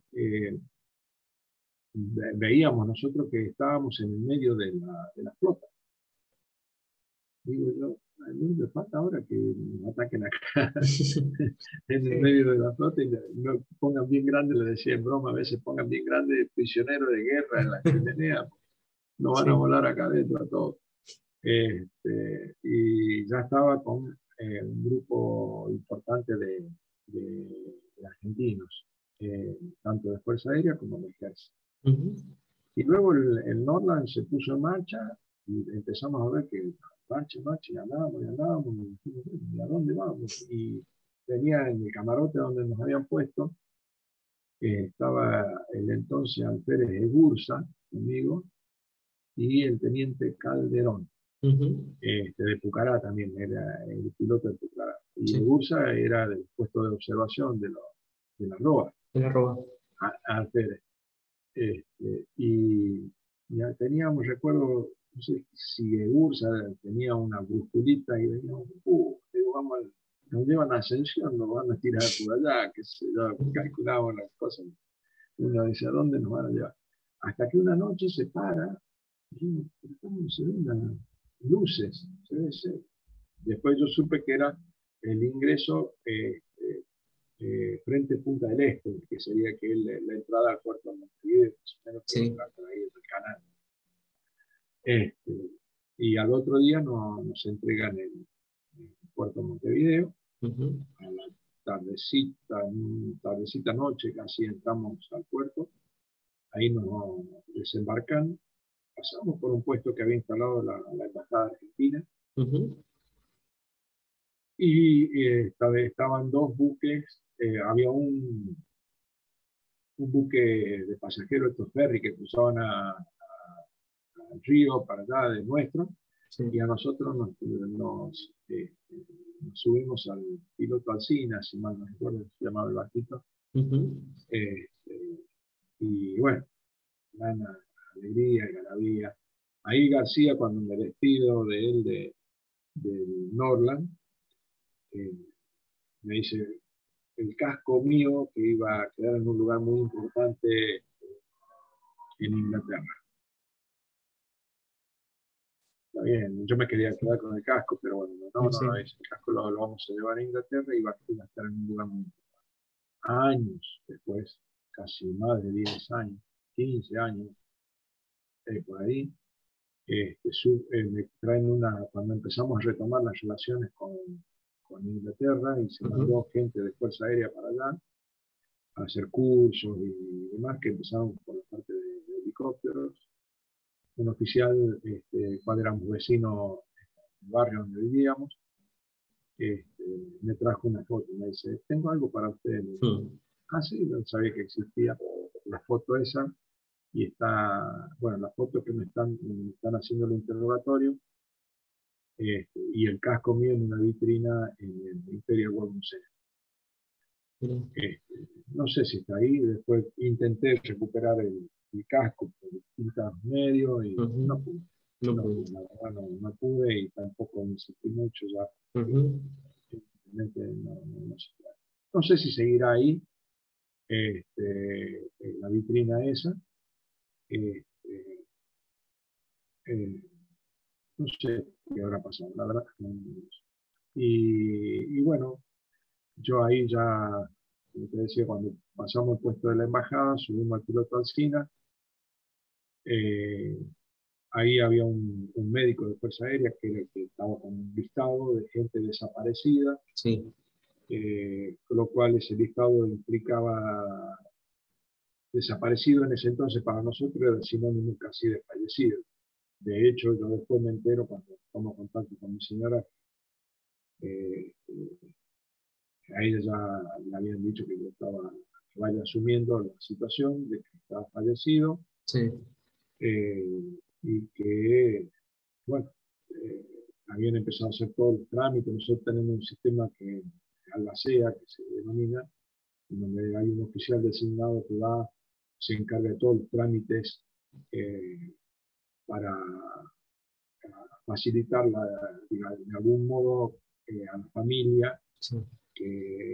finalizar rápidamente todo lo que hace trámite interno dentro de la fuerza y afuera, con seguros, etcétera, todas las cuestiones burocráticas que a veces trae aparejado el tema del fallecimiento de una persona. Y mi señora decía, no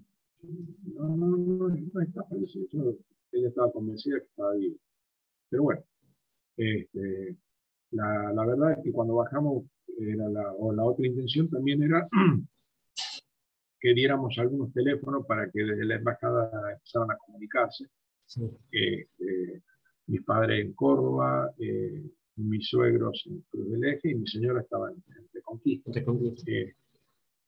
Y bueno, la verdad es que ninguno supo nada hasta que hablaron conmigo. Esa es la realidad, ¿no? Sé que no éramos muchos también, así que era impensable que toda la noche se pasaran hablando por teléfono. Sí. No sé cuántos habrán alcanzado a hablar, pero no estaba en el caso, no había llegado en el caso mío, digamos. Así que el primer contacto que hice fue diciéndole, bueno, a mi señora, acá estoy, y ahí ella se entera que estoy vivo, ¿no? A ese momento, si bien ella no lo asumía, pero ya le habían llegado la información. Exacto. Mira. Exacto. Y bueno, a mis padres, suegros, etcétera, todos les comunicaba, se enteraron ahí que estaba vivo. Cuando llegamos a E6. A la escuela suboficial. A la escuela de suboficial. Ahí nos permitieron hablar a la familia y bueno, yo cuando con el listado que me muestra el médico, ahí me entero de todos mis compañeros fallecidos, son 5 de la promoción mía, integrantes de distintos sistemas de armas, de Dagger, fueron 3, de A4-1, de A4B, y Juquí. Bueno, Juquí ya lo sabía, pero nosotros en la promoción mía perdimos 5 compañeros.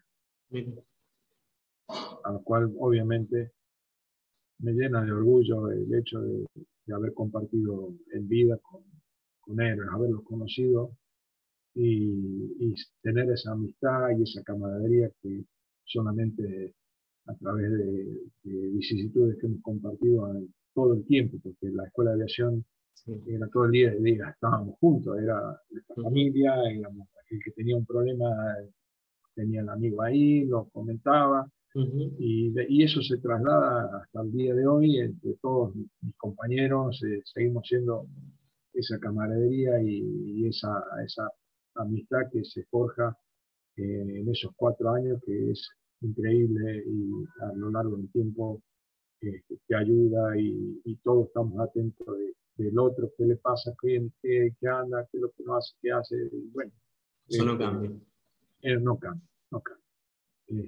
Lo forjamos desde muy jóvenes y Ujú. hoy más de casi ya, acá un par de años más, cumplimos 50 años de ingresado Sí.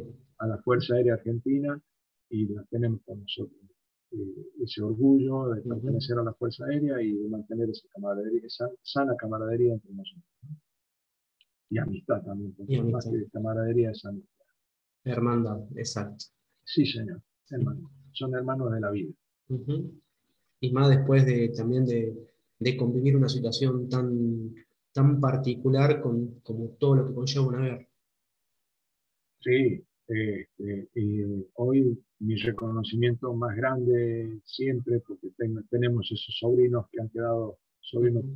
de la vida también, que han quedado sin su padre, Sí. muchos de ellos, que ya hoy son, yo tengo un hijo de 37 años, pero que nació en el 83, o sea que después, Ujú. la mayoría tienen casi 40 años. Sí.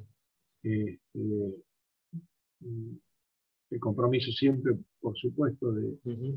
y ante cualquier hijo de un veterano, hoy pararse adelante y decirle que el orgullo que uno siente por su padre héroe, héroe realmente Ujú. héroe, Sí. que no está y eh, que lo que hizo no lo hizo en vano, lo que pasó no fue en vano, Ujú.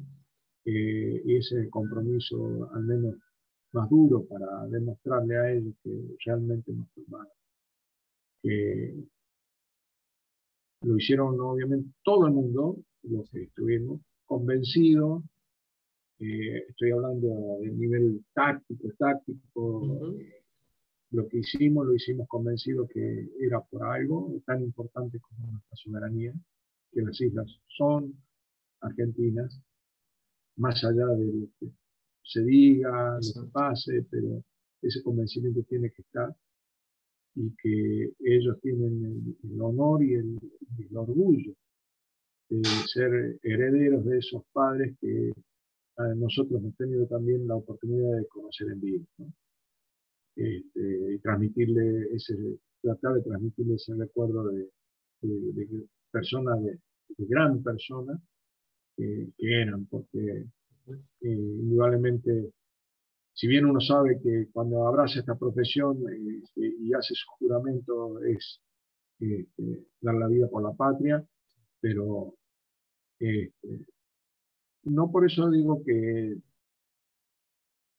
haya sido una cuestión a veces de que uno no haya sentido miedo. Ujú. No, el miedo estuvo presente siempre.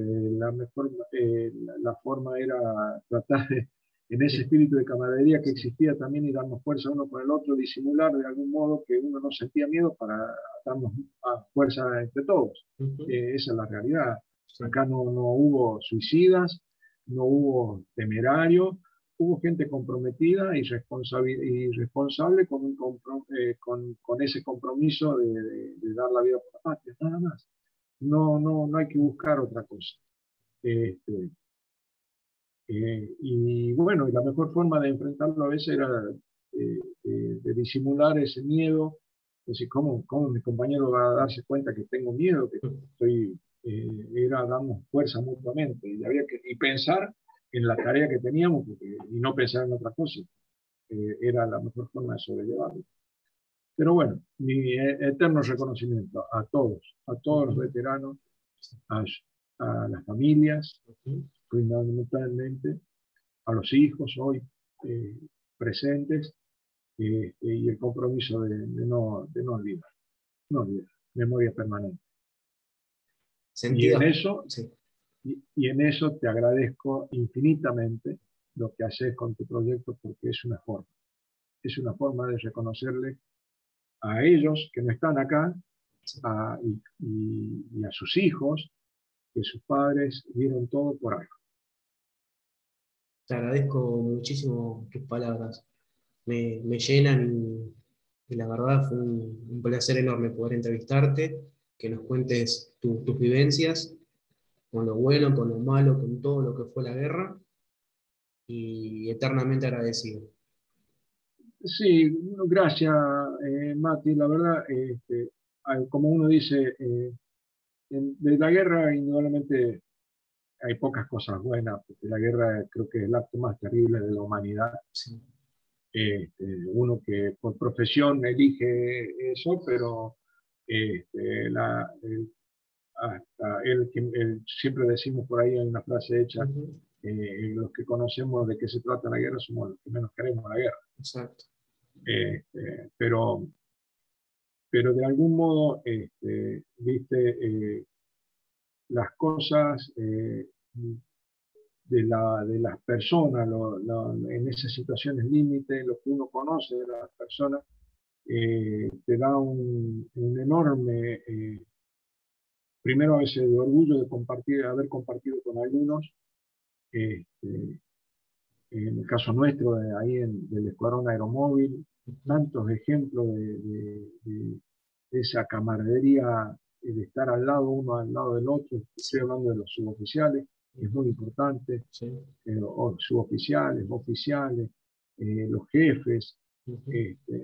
esa mancomunidad tan estrecha en una situación tan límite, porque es una Sí. situación límite, Límite. en donde uno se muestra tal cual es, Ujú. afloran todas las virtudes y defectos, que todos los Ujú. tenemos.